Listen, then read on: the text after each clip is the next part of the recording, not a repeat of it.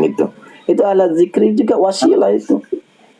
Nah, bukan bertanya kepadaku kalau kalian nggak tahu kan, enggak kan?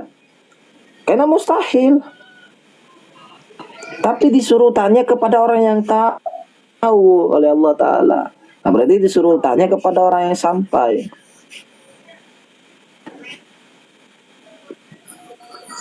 Al-wasilahnya tadi.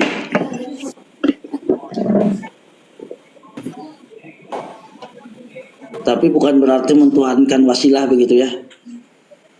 Naam. Tapi memang mutlak konsep kehidupan, konsep pertolongan Allah itu ada di wasilah. Kalau prerogatif Allah nggak bisa diatur kudrah iradahnya. Tapi Allah membuat aturan agama itu jangan dibenturkan dengan hak prerogatif Allah.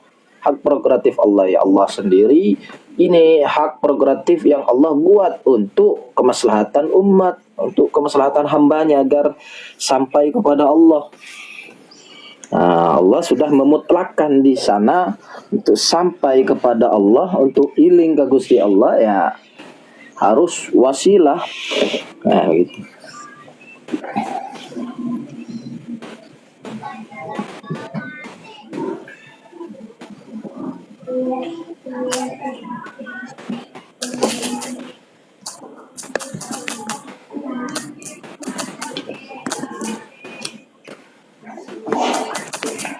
An-nuru junudul qalbi kama anna zulmatu junudun nafsi.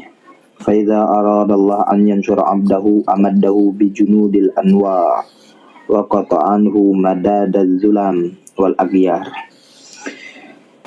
Berkata Imam Ibnu Sirin bahwasanya cahaya itu adalah tentara hati. Sebagaimana bahwasanya kegelapan itu kan gelap ya, gelap itu kan disebabkan maksiat, cahaya itu disebabkan ilmu dan amal ibadah. Itu zulma ini adalah tentara-tentaranya hawa nafsu.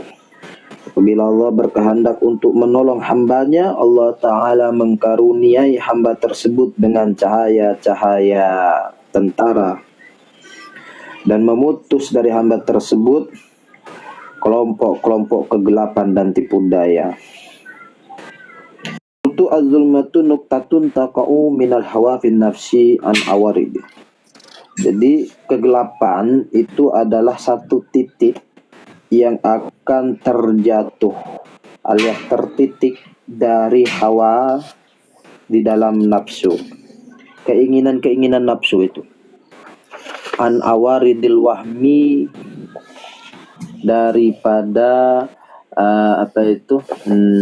keinginan lemah, keinginan yang bukan dari Allah, atau daripada a'rad yang bukan dari Allah.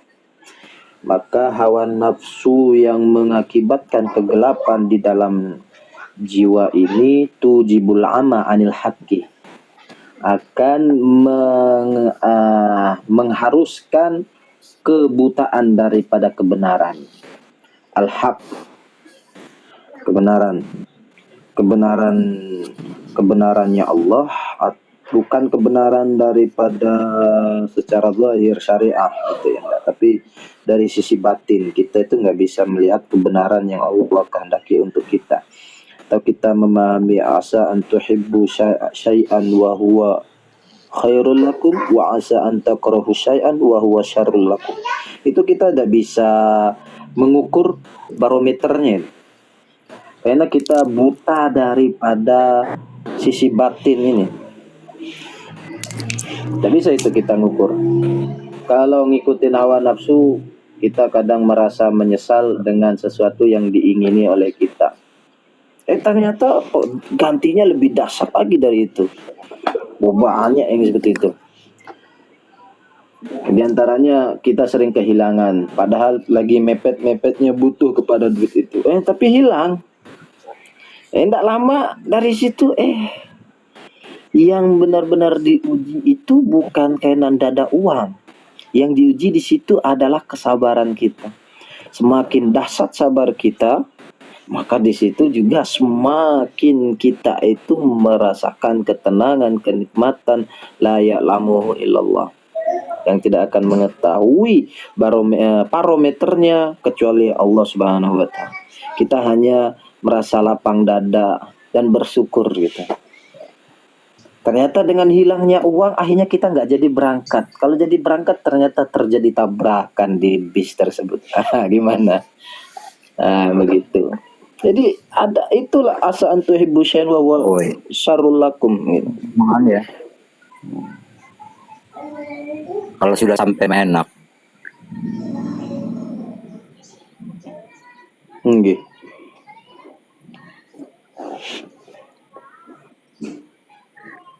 Coba Ki diilustrasikan Ki kalau udah sampai mah enak. ya itu keterangan dari Al-Badun.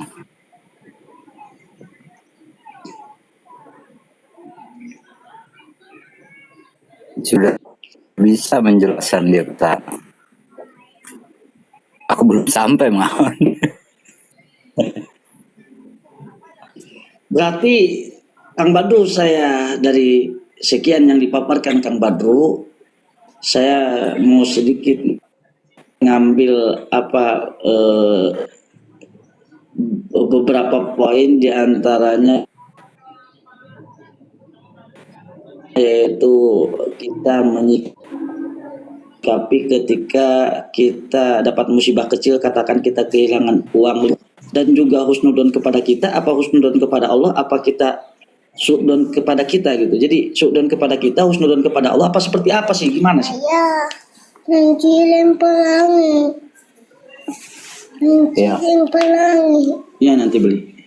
Baik secara ilmu tasawuf, ilmu fikih gitu ya. Itu kan sudah ada parameternya itu. Definisi Kang Badru. konsepnya. Nggih. On cam biar orang pada tahu. Belum bisa on cam Bang. Kapan nanti lihat saya on cam?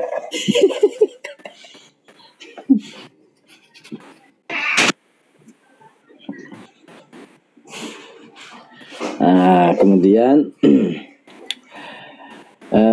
aturan agama ini sudah terbentuk sedemikian rupa dan sempurna, absolut itu. Baik sisi tasawufnya, tauhidnya, fikihnya, semua ada aturannya. Agama itu hanya menuntut kita mengetahui semua itu. Alasan kenapa tuntutan itu ada, ya agar kita itu tidak salah langkah. Kan gitu. Agar kita itu tidak salah mengambil keputusan. Karena agama sudah menuturkan semua aturannya. Free will-nya ada di diri kita. Pilihannya itu ada di kita. Kan begitu. Ketika Allah Subhanahu wa taala menurunkan musibah, pilihannya ada di kita. Musibah itu menjadi musibah hakiki bagi kita kalau kita tidak menerima. Musibah itu menjadi ujian bagi kita kalau kita inabah kembali kepada Allah, sabar dengan ujian yang Allah berikan dan yakin tidak mungkin ini terjadi illa billah, kecuali karena Allah terjadinya. Jadi sesuai kehendak Allah gitu kan. Ini di konsep tauhid tasawuf masuk semua ini kan. Kalau memang ke masalah musibah kan begitu. Sabar itu fikih hanya mengatakan ya wajib sabar dengan musibah yang Allah turunkan, itu wajib dah, titik. Kan begitu. Musibah yang mengenai kita tasawuf mengatakan itu harus dijalankan dengan kesabaran. Kan begitu. Yai. Tauhid mengatakan sebentar ya. Tauhid mengatakan ketika ada musibah yang menimpa kita, kamu yakini enggak musibah itu ditakdirkan oleh siapa? Gitu. Ketika diyakini musibah itu oleh Allah Subhanahu wa taala, apakah kamu yakin Allah akan memberi hal buruk kepada hambanya? Kan begitu. Nah, ketika diyakini tidak mungkin Allah Subhanahu wa taala menakdirkan satu perkara walaupun di pandangan kita itu buruk, di sisi Allah nggak ada baik buruk. Menjadi baik di sisi kita ketika kita positive thinking kepada Allah. Meyakini ini adalah takdir yang terbaik yang dikehendaki oleh Allah Subhanahu wa taala. Wa asa an takrahu syai'an wa huwa khairul lakum.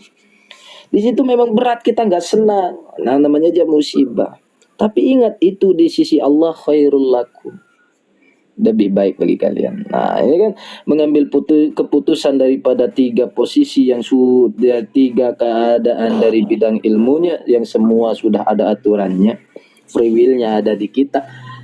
Menjadi musibah hakiki alias bala alias kemurkaan dari Allah ketika kita tidak menerimanya. Gitu. Dari kita gitu, dari lubuk hati yang paling dalam itu yang harus diperhatikan. Karena semua itu bermula dari lubuk hati yang paling dalam. Kemudian karena tidak kuat ditahan, dia ungkapkan dengan lisan. Kok bisa? Kenapa? Kok bisa bangkrut? Kenapa? Akhirnya mengarah ke keadaan yang tidak menerima kepada takdirnya Allah, yaitu musibah hakiki kepada. Ketika ditakdirkan, alhamdulillah, ternyata ini adalah kehendak Allah yang terbaik. Saya yakin kehendak Allah itu adalah yang terbaik di sisi Allah, bukan di sisi saya. Gitu, dan saya yakin pasti Allah Subhanahu wa taala menggantikannya. Kalau gitu. Nah, ini ketika kita bisa positive thinking, baik dengan sudut pandang tasawuf, sudut pandang tauhid, yang penting dikembalikan kepada Allah. Gitu. Makanya dari sudut pandang tauhid itu melatihnya kita harus belajar sabar. Kita ini lagi didikte oleh Allah, lagi diimla oleh Allah. Apakah kita ini bersabar atau tidak? Nah, kan gitu tasawuf memandangnya. Semakin kuat sabar kita, ya semakin penuh cahaya keyakinan, keimanan. Imam Ghazali mengatakan min alamati nuqsanil iman adamus sabri bil balaya. Min alamati nuqsanil iman al hasud al ghibah. Macam-macam. Imam Ghazali itu mengatakan tanda orang itu imannya lemah alias akidah tauhidnya lemah, ya tidak ada kesabaran dengan ujian yang Allah berikan. Tandanya juga adalah suka menghasut, suka ghibah, itu menunjukkan orang itu imannya masih lemah. Jelas dari kalimatnya Imam Ghazali ini bahwasannya antara tasawuf dan tauhid ini tasalsul, berkesinambungan yang sangat erat gitu. Begitu Bang Aki Modern, mungkin mau ditambahkan, silahkan.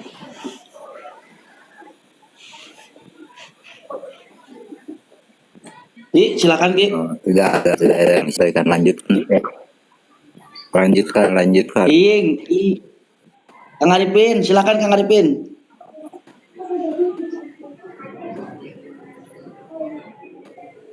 Kang Ing, assalamualaikum.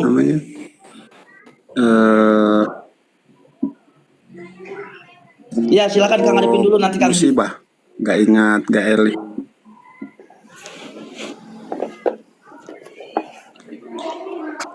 Kita tidak ingat kepada Allah, itu termasuk musibah atau enggak?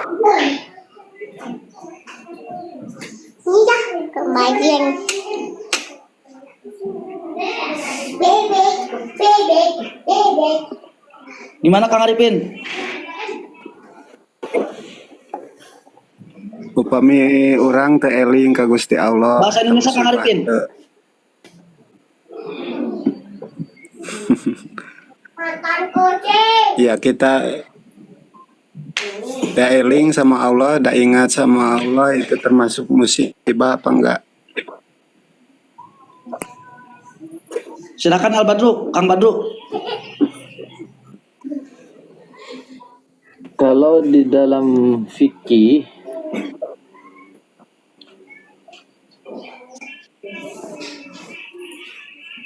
itu bukan termasuk. Kalau kita sudah berada di dalam maqamus suluk menuju kepada Allah, hal kecil itu jangan pernah dianggap kecil.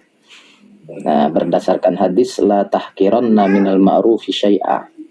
Jangan pernah meremehkan perkara kebaikan ma'ruf. Nah, kebaikannya itu di sisi tasawuf ini ya, sedikit pun, walaupun kebaikannya walau antal ko akhaka bijuan sintolik, meskipun kamu bertemu saudaramu, kamu itu memaksakan kamu itu harus senyum gitu. Di dalam senyum itu ada ma'ruf yang sangat kecil, itu yang pernah diremehkan. Nah, maka orang yang sudah bertasawuf atau melatih diri mujahadah dengan ilmu tasawuf, pilihannya ada di kita. Ya, kalau aturan, ya aturan agama itu ada aturannya. Di sisi tasawuf itu ada aturannya.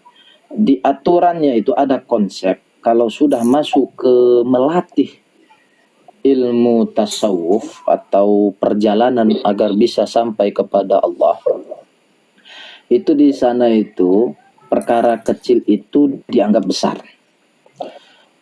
Lalai kepada Allah gitu ya, itu kita itu sudah menganggap itu dosa besar. Nah, ketika melatih diri lalai kepada Allah ini termasuk musibah besar, itu akan semakin menganggap yang lebih besar dari perkara kecil seperti lalai kepada Allah akan dianggap lebih dahsyat lagi, lebih menakutkan lagi. Gitu. Kalau orang tidak melatih dari yang kecil, maka melihat yang besar sesuai hukum fikihnya dia. Hukum fikih mengatakan, oh ya ini dosa besar, khalas. Oh ini musibah, khalas. Ini khalas. Itu kalau tasawuf tidak. Kalau kita sudah masuk di situ lebih dalam lagi, lalai sedikit aja itu sudah merasa itu dosa besar dan itu adalah musibah yang harus ditaubati. Tapi saya belum makom di situ. Ini dari sisi ilmiahnya saja. Begitu. Begitulah konsep permainan orang yang mujahadah tasawuf, yaitu menganggap yang kecil kalau itu negatif sebagai musibah, menganggap yang kecil walaupun itu kalau itu positif itu dianggap sebagai sesuatu yang sangat berharga, sangat besar. Nah, ini konsep ini yang selalu dihilangkan oleh sebagian orang yang belajar tasawuf itu.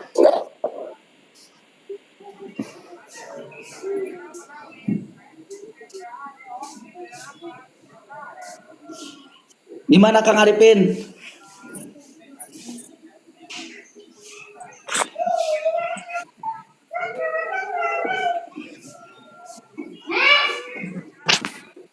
Lebih mah terang.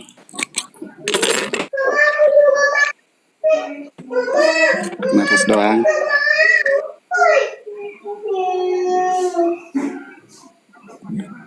Kang Iing silakan bernarasi. Barangkali mau menanggapi Kang Badru atau mau bersoal.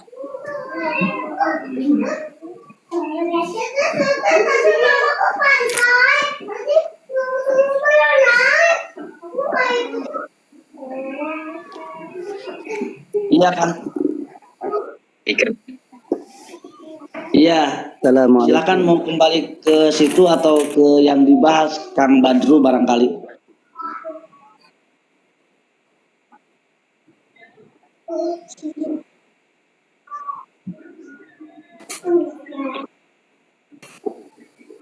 Allah.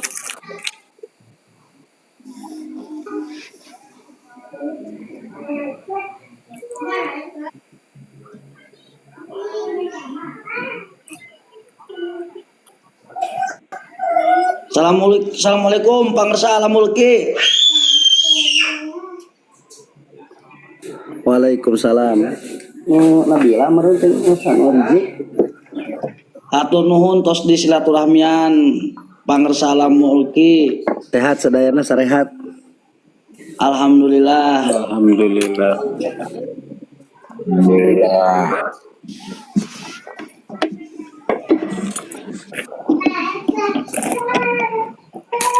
Nah, lanjut nyimak. Pangersa, mangga tuh ya berkah nanti dari Pangersa Alamulki nuhunkeun tambihan ziyadah ilmuna gitu panginten. Wawasan ilmuna Nyata Nusakuma di luhur, siapa sih yang boleh bicara kebaikan gitu. Nanti setelah alam mulki lanjut ke Mang Abuy mungkin. Oh, siapa sih yang boleh bicara kebaikan? Kan ada perintah dari Rasul, balighu anni walau ayah.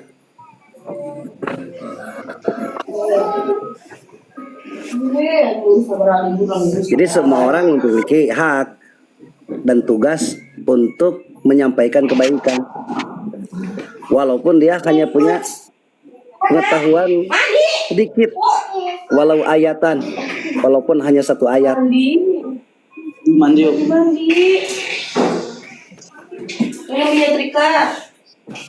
Gak mau, jangan ikut kalau belum mandi. Gitu, Ustaz.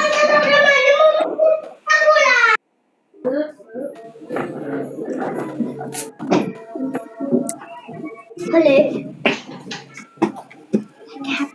Ya ada berapa poin itu, balighu anni walau ayah gitu ya. Iya. Itu mungkin pada tahu ya, bahkan pada mengakui itu pernyataan Kanjeng Nabi ya, Pangersa Alam Mulki ya. Iya. Itu udah viral, udah saling tahu mungkin di antara kita. Cuma kita kok Iya. kurang potensi ke situ, artinya masih mentalnya masih minim gitu. Artinya banyak Enggak, ketakutan. jadi masalahnya dihadapi. begini. Jadi di akhir zaman itu akan ada orang yang berbicara tentang ihsan, sementara ilmu iman belum ada, belum selesai. Berbicara tentang ihsan, ilmu dalam keislaman pun juga belum selesai. Nah, akhirnya kan wilayah ihsan itu wilayah tasawuf, wilayah memperbaiki. Nah, kalau tauhid dan fikihnya belum ada, jadi apa yang mau diperbaikinya? Jadi kan ada 3 wilayah: iman, Islam, ihsan.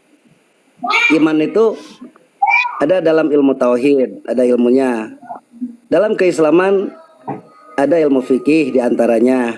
Nah, tauhidnya belum dipelajari dengan benar, fikihnya belum dipelajari dengan benar, udah masuk di wilayah tasawuf. Sementara tasawuf itu tujuannya untuk memperbaiki tauhid agar muwahhid, memperbaiki fikih agar faqih. Dalam arti waro dalam ilmu tauhid, waro dalam ilmu fikih. Nah, tauhid dan fikihnya belum dihafal. Jadi apa yang mau diperbaiki? Maka dari situlah akan muncul pemahaman-pemahaman liar. Kesesatan-kesesatan dalam pemikiran, dalam wilayah iman maupun di wilayah Islam. Namun karena di akhir zaman akan muncul banyak orang-orang yang seperti itu, di mana antara ilmu dan faktanya tidak sesuai, tetap kata Rasul, balighu anni walau ayah. Sehingga Rasul sudah memprediksi hal-hal itu akan terjadi pada saat-saat ini, akhir-akhir zaman. Makanya kata Rasul, unzur ma qala wala tangzur liman qala. Jadi jangan berhenti menyampaikan kebenaran hanya karena kita belum merasa layak. Karena dalam menyampaikan Islam itu atau menyampaikan ilmu itu tidak disyaratkan harus diamalkan dulu. Walaupun kita belum mampu mengamalkannya, ya kita berhak dan memiliki tugas untuk menyampaikan. Gitu. Makanya kata Rasul, unzur ma qala wala tanzur liman qala. Oleh karena di akhir zaman itu akan ada banyak orang yang berbicara tapi tidak sesuai dengan fakta, maka selagi itu adalah sebuah kebenaran, dengarlah dan janganlah lihat orang yang berbicaranya. Itu. Jadi urusan layak itu perasaan saja.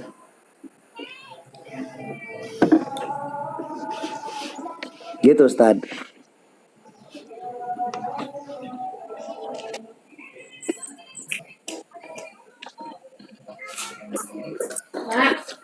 Lanjut Mang Aboy, Mang Aboy. Mangga Kang Aboy.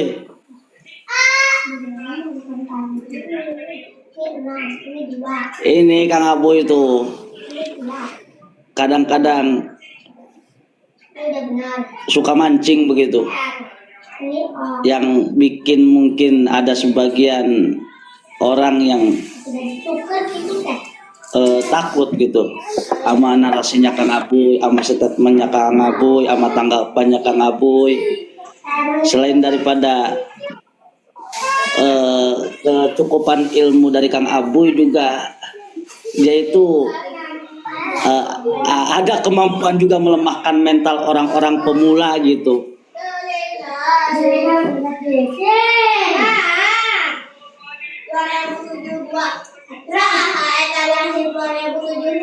Artinya gini, gimana ya? Kadang kita bicara kebaikan yang kita tuh sebetulnya menyadari bahwa pengetahuan kita itu hanya itu, tapi kita boleh mungkin yang menyampaikan itu, cuma kita ada takut gitu. Oh ya, siap Kang Ing. Ya. Waalaikumsalam.